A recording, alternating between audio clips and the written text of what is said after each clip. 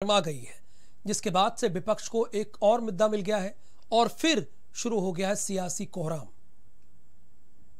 भारत सरकार जो state government आंकड़ा भेजती है उसको कंपाइल करके पब्लिश करती है।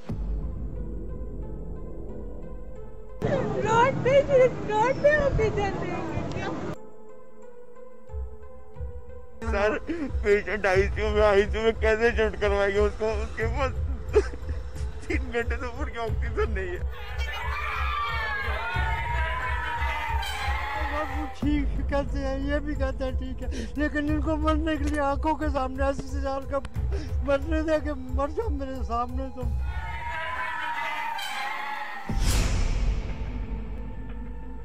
ऑक्सीजन कमी पर सियासी कोहराम,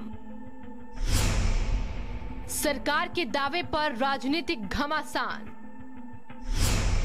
न ऑक्सीजन की कमी, ना कमी से मौतें, तो कोरोना काल में मौतों पर बड़ा सवाल।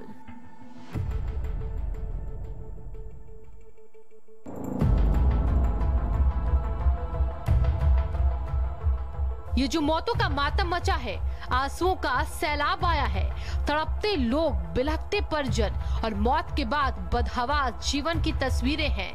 ये अभी चंद महीनों पहले की ही हैं।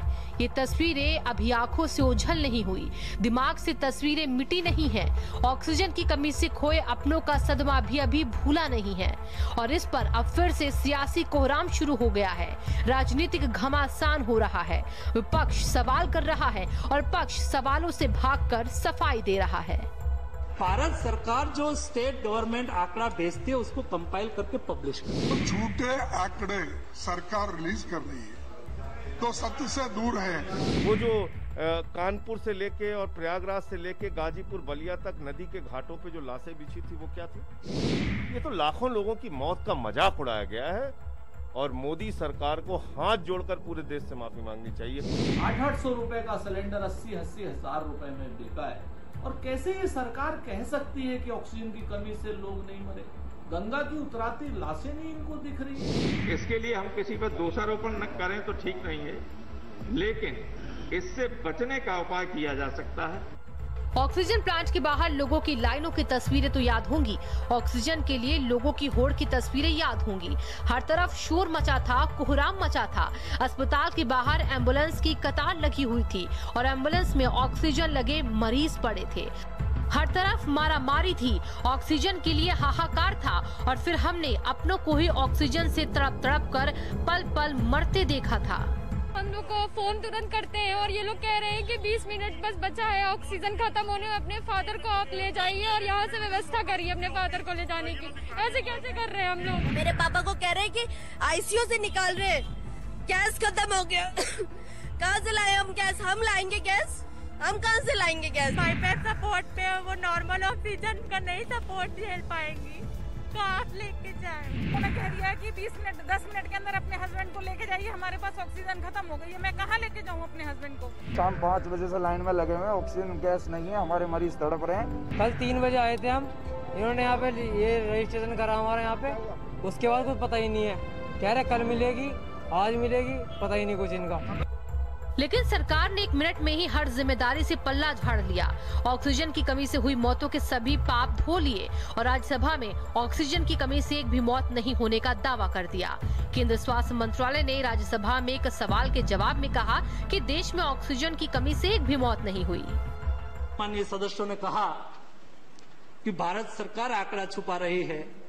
भारत सरकार जो स्टेट गवर्नमेंट आंकड़ा भेजती है उसको कंपाइल करके पब्लिश करती है। एक तरफ कांग्रेस ने ऑक्सीजन की कमी से मौत को लेकर केंद्र सरकार पर झूठ बोलने का आरोप लगाया है, तो दूसरे दलों ने भी सरकार को जमकर घेरा है।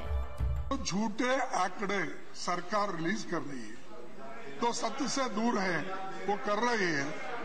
इसके लिए अब number of cities, urban towns, ये 7,935 है। तो इसमें एक 10 भी अगर अब एवरेज ले लिए तो 7,93,500। वो जो कानपुर से लेके और प्रयागराज से लेके गाजीपुर बलिया तक नदी के घाटों पे जो लाशें बिछी थी वो क्या थी? क्या थी उन लाशों को जो कुत्ते नोच रहे थे, चील कौवे नोच रहे थे? इतनी तकलीफ, इतनी पीड़ा देश ने बर्दाश्त की और वो दिखती नहीं सरकार को। ये तो लाखों लोगों की मौत का मजाक उड़ाया गया है और मोदी सरकार को हाथ जोड़कर पूरे देश से माफी मांगनी चाहिए। इसके लिए हम किसी पर दोषारोपण न करें तो ठीक नहीं है, लेकिन इससे बचने का उपाय किया जा सकता है, लोगों को जीवन को बचाया जा सकता है अगर सही माने में प्राथमिकताओं का चयन सही तरीके से हो और लोगों के जीवन को बचाने को अगर सबसे ज्यादा प्राथमिकता दी जाएगी और आप इसके लिए बजट बढ़वा लेंगे।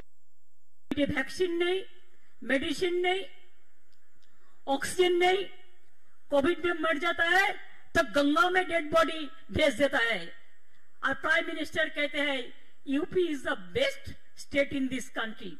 शर्म नहीं लगता है?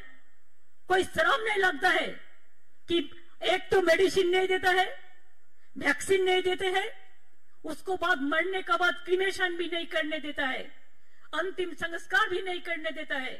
ऑक्सीजन की कमी से मौतों पर राजनीति हो रही है। विपक्ष के आरोपों के बाद अब बीजेपी के राष्ट्रीय प्रवक्ता संबित पात्रा ने भी प्रेस कॉन्फ्रेंस करके पलटवार कर दिया। इस मुद्दे पर पात्रा ने अरविंद केजरीवाल और राहुल गांधी पर दोहरा रवैया का आरोप लगाया है।